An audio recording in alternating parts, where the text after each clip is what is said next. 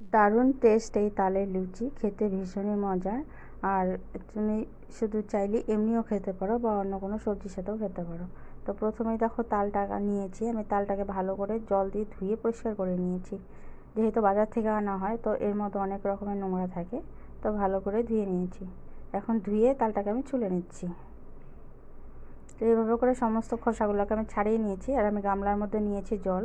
তো এই জলের মধ্যে আমি তালটাকে বেশ সুন্দর করে একটু দেখো আঁশগুলোকে নরম করে দিচ্ছি, দিয়ে আমি জলে ভিজিয়ে রাখবো। এতে করে যে কিছু কিছু তাল থাকে, তেতো থাকে, তো তুমি যেহেতু বাজার থেকে কিনে নিয়ে আসবে তো বুঝতে পারবে না কোন তালে তেতো আছে কি নেই। তো এভাবে ভিজিয়ে রাখলে সে তেতো ভাবটা একদম বের হয়ে যাবে। আর যে পরিষ্কার জলটা দেখবে গাঢ় কালার হয়ে গেছে।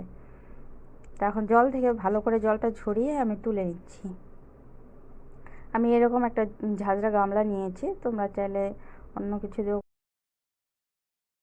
তালটাকে আরেকটু বেশ সুন্দর করে আমি নরম করে নিচ্ছি। এর আঁশগুলো যত নরম হবে রসটা তত তাড়াতাড়ি বের হবে। তো নরম করার পর দেখো আমি এভাবে ঘষে ঘষে নিচ্ছি, এভাবে ঘষে আমি পুরো রসটাকে বের করে নিচ্ছি। তো দেখো তালের রস পুরোটা আমি বের করে নিয়েছি, আর কত সুন্দর হয়েছে। তো তোমাদের কাছে যদি বড় ধরনের কোনো ছাঁকনি থাকে, ছাঁকনির সাহায্যে ছেঁকে নিতে পারো। তো আমার কাছে বড় ছাঁকনি ছিল, সেটা দিয়ে ছেঁকে নিয়েছি। আর তাল ঘষার পরে কিছু অল্প পরিমাণে আঁশ থাকে, তো খেতে ভালো লাগে না, একটু ছেঁকে নিলে আঁশটা থাকে না। আর এখানে নিয়েছি পরিমাণ মতো আটা, সাদা আটা এটা। আর পরিমাণ মতো লবণ, সামান্য চিনি, আর আমি দিয়েছি একটু তেল দিয়ে ভালো করে ময়াম দিয়ে নিয়েছি। এখন তালের রসটা দিয়ে আমি আটাটা মেখে নিচ্ছি।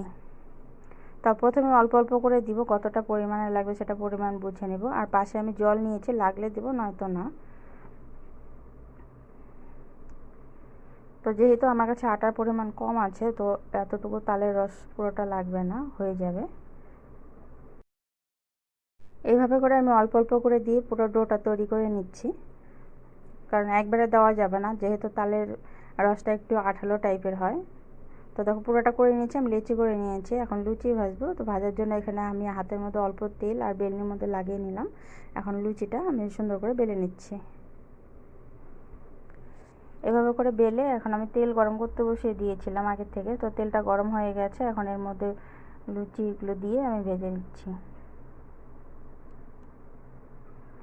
এভাবে তালের লুচি বানালে খেতে ভীষণই টেস্টি আর অসাধারণ লাগে খেতে। তোমরা যারা খেয়েছো তারা তো অবশ্যই জানো, আর যারা খাওনি তারা একবার হলো বাড়িতে ট্রাই করে দেখবে। তো এটাই তালের সিজন। তো এক মাস পার, এই মাসটা পার হয়ে গেলে আর তাল পাওয়া যাবে না, তো আবার এক বছরের জন্য অপেক্ষা করতে হবে। তো একইভাবে আমি সবগুলো লুচিকে ভেজে নিচ্ছি। তো এখানে আমি লুচি রেডি করে নিয়েছি, আর আমি ঘুগনি বানিয়েছিলাম মটর দিয়ে, তো ঘুগনি দিয়ে লুচি খাওয়া